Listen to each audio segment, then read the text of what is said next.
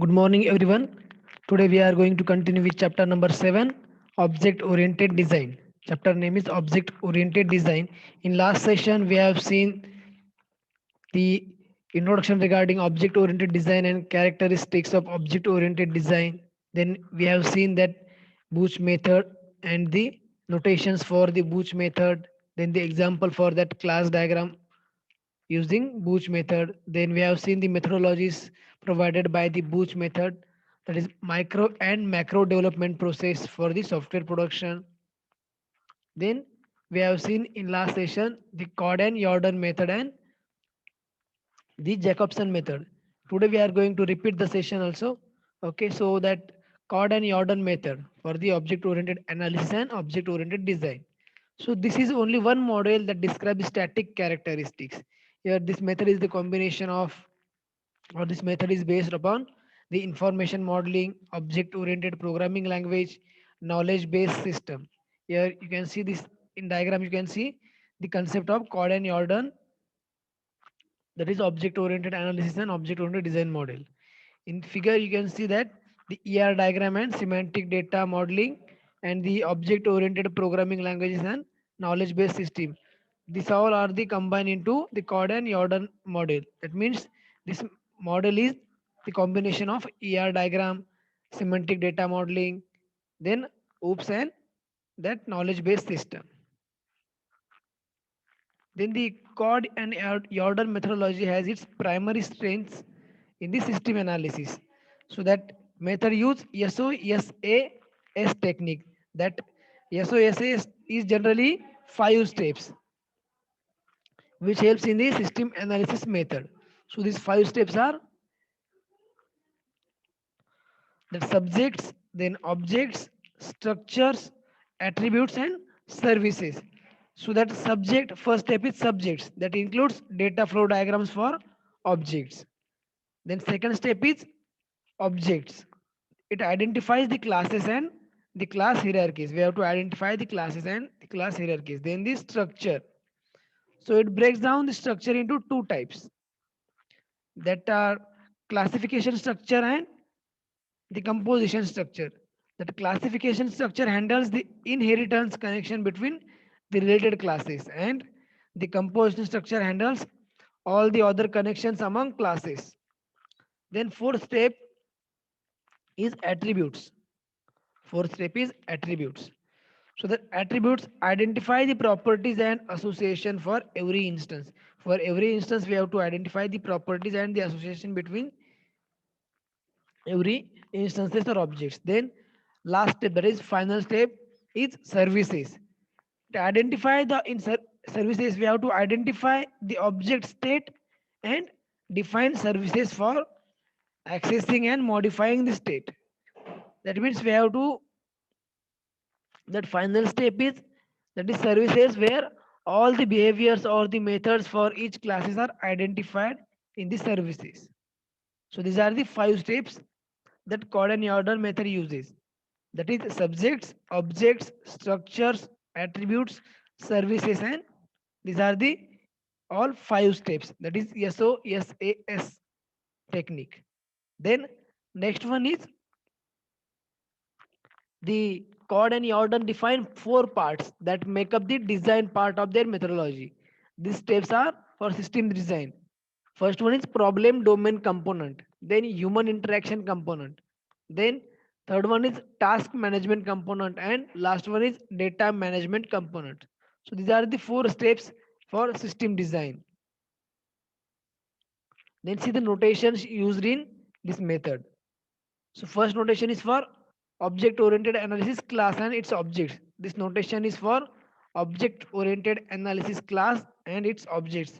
So see here, we can name the class and object here. See this representation is for the class or object. Class and object, we can give the name here, then the attributes and the services. Then next, here you can see the next notation for the class symbol, class name, attributes and services here. And this symbol is used for the generalization purpose, or whenever we are going to implement any inheritance, that time we can, or we are going to derive one class, we are going to derive the classes from base class. At that time we can use this symbol for the generalization purpose. Then next symbol is for the aggregation purpose here. The symbol is for aggregation. And for the connectivity from one to many, see here the plain line. And for the transition, this arrow. For transition between two classes or two objects, we are going to use this transition. See the arrow. These are the notations used in Gordon-Jordan method. So here you can see the example for Gordon-Jordan method. Remember that in your exam, there may be a question like you have to write a note on object-oriented analysis, Gordon-Jordan method, then Jacobson method. You have to write the short note. So give explanation and the steps for this method and the notations and one sample example. Here you can see that example for Gordon-Jordan method. See here, this is the representation for the class or object. See the notations. And this notation is for the generalization purpose. And this is the one to many. Here you can see the plain line instance here. Okay. So here you can see the object name or the class name like person, then the attributes. Second part is for the attributes and third one is for the services. Yeah, work time, change salary.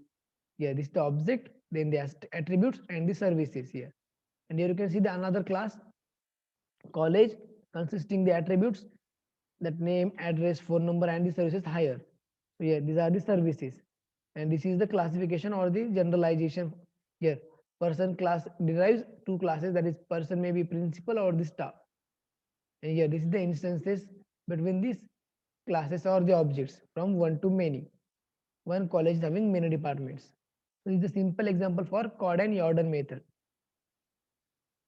Then next method is Jacobson ETL method for the object-oriented software engineering. So this is developed by the Ivar Jacobson in 1992. It develops the model from requirement to implementation. So here this object-oriented software engineering is a software design technique that is used in the software design in object-oriented programming. So object-oriented software engineering is the first object-oriented design methodology that employs use cases in software engineering. This is the first methodology who introduces the use cases for the software design. The main objective of this method is the use case concept. That means we have to use that use cases in the Jacobson method. Here you can see the notations for the Jacobson use case model. See the actor, then use case, then the transition or the communication notation and the boundary. Here you can see the actor. Here actor means first notation for how to represent that actor here. This is a simple notation for actor. Then that actor means who is performing the function. Then this is the ellipse. This notation is for the use cases. That means use case means what does the system do? What does system is going to do here? Then the third notation is for the communication or the relation between actors and use cases. And this is the last notation for the system boundary here. Fourth one, system boundary. That means it encloses all the use cases of the system into one. Then the Jacobson use case model includes the requirement, analysis, designing, implementation, and test models. So here you can see the uses of use case models. Here use case diagrams. Use case diagram express the requirement models, then structure by the analysis model and realize that design model, then implemented by that implementation model and test by the test model. That means it tests that okay or fail. That means the test is successfully pass or fail. Then that requirement model consisting of that problem domain object model that is specified that use case diagram, then analysis model consisting of analysis diagram, design model consisting that state transition diagram and interaction diagram. This is the diagram for uses of use case model. Then Jacobson is associated with that use case model with that five other models like requirement model, domain object model. Here you can see that requirement model, that means domain object model, then the analysis model, design model, implementation model and test model. So these are the five others model that are described in the use case diagram. Here that requirement model means It shows the behavior of the system on the both outside and the inside. Outside means in the it is actor, and the inside means the use case. Both this perspective. Then the analysis model. Analysis model, here in this, use cases are analyzed and the corresponding source code is written and the based on that analysis. And in design model, it defines the design of the system. In design model, it defines the design of the system. For that, it state transition diagrams and interaction diagrams are there. Then that implementation model. So this implements the use case model as realized in the design phase. And in the test model, it is used to test the realization of that use case model. Here now we are going to see the difference between that Grady-Buch and Jacobson methodology. So that Grady-Buch methodology is widely used on object-oriented analysis and design, while that Jacobson methodology uses object-oriented software engineering. And second difference is that Grady-Buch methodology having large set of symbols. We have seen the notations for that Buch methodology. Then that Jacobson methodology, comparative to Buch, it is not having a large set of symbols. So it's having less because it uses. We have seen that it uses the use cases symbols. Then third difference is it has two different development process, micro and macro development. We have seen both the macro and micro development process. And Jacobson covers three phases that it has called that macro processes: analysis, construction, and testing. And now you can see that class represented in Grady-Buch methodology. That here you can see the representation of the class in Grady-Buch methodology, that it consisting of the class name and attribute operations. We have seen that example of that Grady class, example of class diagram in the Grady-Buch methodology. This is the representation of Grady class in Grady-Buch methodology. Here you can see the class name and attributes and operations. And in Jacobson, here you can see how class is represented: class, then attributes, and the methods. And in Grady-Buch, see the representation for the object. It is just similar like that class diagram, but the only difference is here object name and the attributes. And in Jacobson methodology, object is represented as here object colon class name, then the values of attributes and the method name. Then that class visibility in Grady-Buch methodology, that is public, private, protected, and that visibility is shown like that global visibility, parameter and field, and the local visibility. And in Jacobson methodology, it is having visibility like text symbols like, yeah, you can see that visibilities for that Jacobson like plus for public, then here you can tilde sign for package visibility, then hash is for protected, that is subclass visibility, and that minus sign or dash sign is for the private, that is class visibility. So these are the symbolic visibility in the Jacobson methodology. And that Grady-Buch methodology is more mainly focused on the specification of classes and covers the analysis and design phases. That Buch method consists of that class diagram, object diagram, state transition diagram, module diagram, process diagram, and interaction diagram. And in Jacobson methodology, that focus is on the use cases or the use case driven development. And this Jacobson method consists of the use case model, then dynamic object model, analysis object model, implementation model, and test model. So these are the some differences between that Grady-Buch and Jacobson methodology.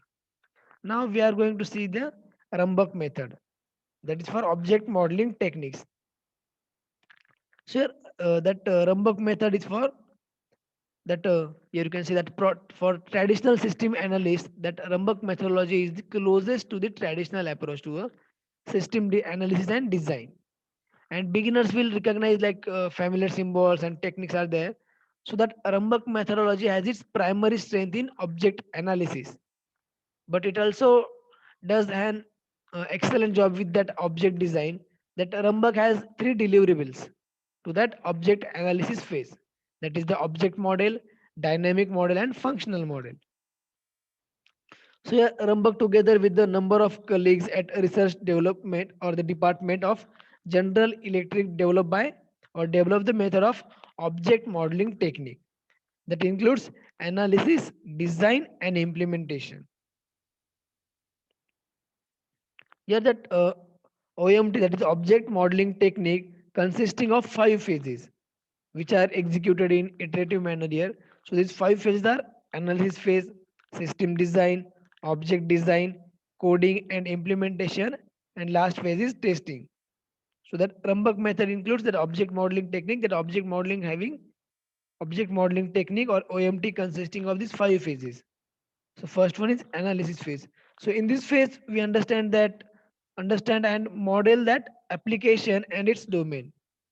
In analysis phase, we are going to understand the system and the model, and we are going to model that application and its domain.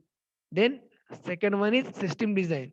In this, we are going to uh, design that overall system architecture. That architecture is determined and the subsystems and the concurrent task and the data storage are identified while in system design. And in object design, the analysis model is refined and transformed into software related concepts. In object design, we are going to analyze that model, that analyze model is refined and transform that model into that software related concepts in case of that object. And the coding and implementation includes it develop the classes in selected programming languages. In this phase, we are going to develop the classes in that particular programming language. And last, that is fifth phase, is testing. In this, we are going to build the test cases and we are going to verify that a correct system is being built or not. So these are the 5 phases of OMT, object modeling technique. Now here you can see that techniques here. That first phase is analysis phase, then design phase, then object design phase, coding and implementation phase, and testing phase. So here knowledge about application domain, and here in analysis phase it is necessary that we are having knowledge about that application domain, then problem statement, user interactions. So here you can see that reusable database here all are connected with that all the phases. That is initially, here you can see that object model, dynamic model, and function model. Okay, then the next phase is system design.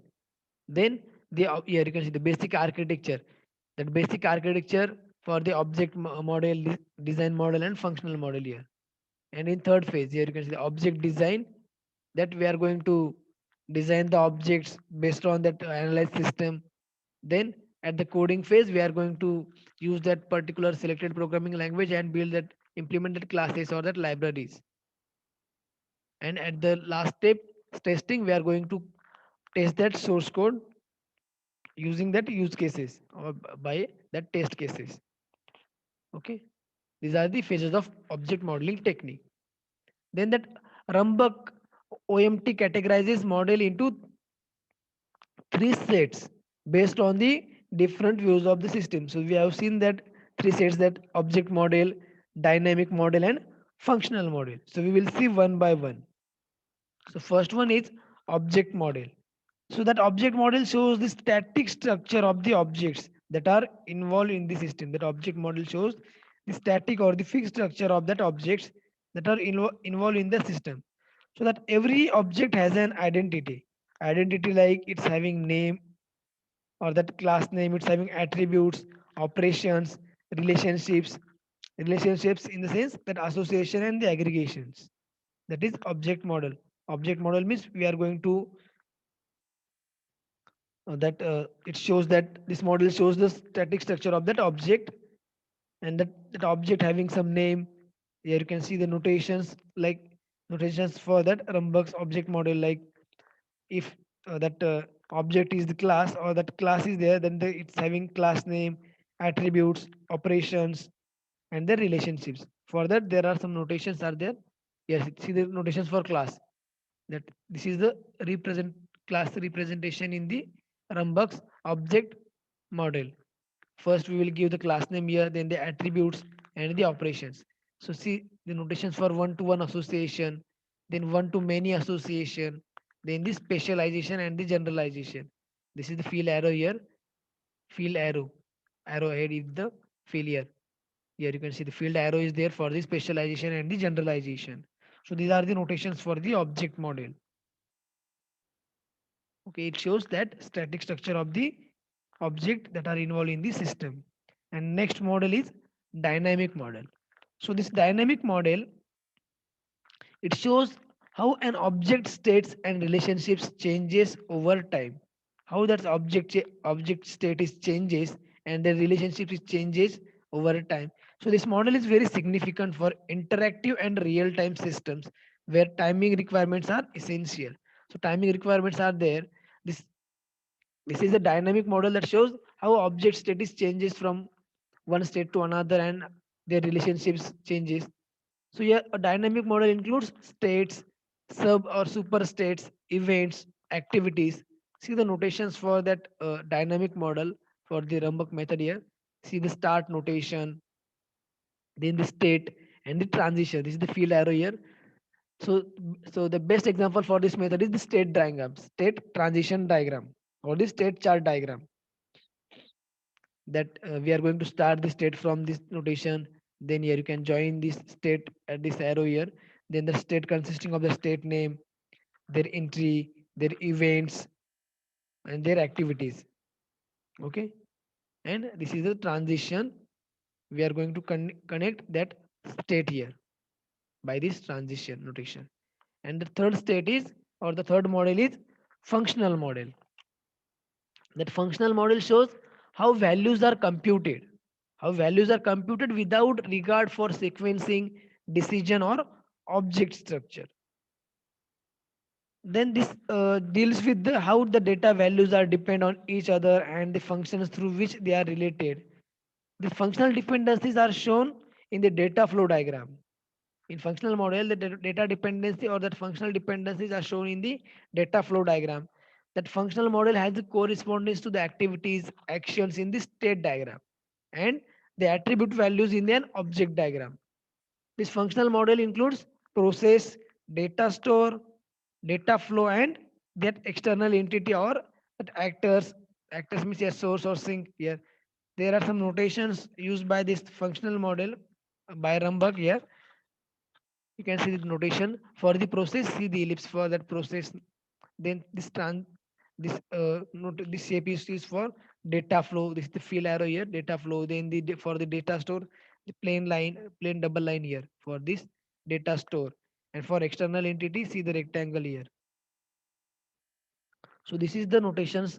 These notations are used by the Rambach in that functional model. So that OMT method is further classified into some phases like analysis phase, design phase, and implementation phase. Here, see, you can see that OMT method is divided into or classified into these four phases: analysis phase, system design, object design, and implementation. So that here analysis phase includes the building of a model of real world situation based on the user's requirement. Based on user's requirement, we are going to build a model and we are going to analyze that model. The deliverables of the analysis phase are object model. We have seen that object model, dynamic model, and functional model. These are the deliverables of this analysis phase. And second phase is system design. It includes decomposing of the complex system into subsystem. We are going to decompose that complex system into subsystem based on the knowledge of the problem domain. Based on that problem domain, we are going to decompose that system into subsystem, and we are going to propose an architecture and the target system for that uh, decomposed system. And third step is object design. So this phase includes developing a design based on the analysis model, having implementation details that also includes the classes. So based on the analysis of that system, we are going to develop a design for that particular system that includes the classes and objects. And fourth step is implementation. So this phase includes the reusable, extendable, and the robust code. That means we are going to implement that system here. So these are the four phases of OMT, object modeling technique. Then now we are going to see the comparison between that Bush method, Rambach method, and that Jacobson method. See the comparison factor for that. First one is methodology. For Grady Bush methodology, classes, objects, state, modules, and process and interactions are there. Then for Rambach here, That object modeling technique we are, that it going to use, that object modeling technique includes object model, dynamic model, and the functional model. That means, and it includes the four phases, that is analysis phase, system design, object design, and implementation. We have seen earlier this, that we have seen that all these three models and the four phases. Then that Jacobson includes, or it works on the object oriented software engineering methodology. It uses use cases, objects, implementation, and test models. Then the emphasis, that focus on that emphasis on that Grady Bush is that emphasis on design, and in for that Rumbach model or that Rumbach method focuses on that analysis. Both Jacobson and Rumbach focuses on analysis, object oriented analysis. Only that Grady Bush method focuses on that design. And the third comparison factor is unofficial or the unification in 1993. See here OMT analysis, see the combination here. OMT analysis, object oriented software engineering analysis, plus Buch design techniques in the Grady Buch. And for the Rumbach here, see the OMT2, that is OMT analysis plus use cases from that object oriented software engineering and the Buch design. So these are the some comparison factors and the differences between, or based on that comparison factor, see the differences between all these three methods here.